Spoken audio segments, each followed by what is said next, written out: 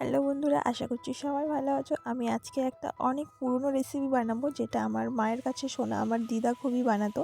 সেটা হলো পুঁটি মাছের টক। তো পুঁটি মাছের টক বানানোর জন্য আমি দেখুন গরম জলে তেঁতুল ভিজিয়ে রেখেছি।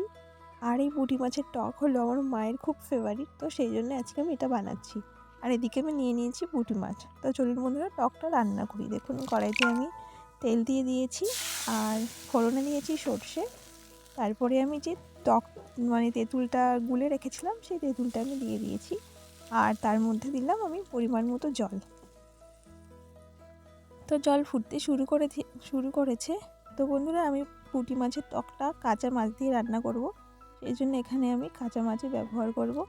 তো দেখুন আমি তার মধ্যে দিয়ে দিলাম হলুদ আর পুঁটি মাছ, আর দিয়ে দিচ্ছি সামান্য একটু চিনি আর পরিমাণ মতো লবণ।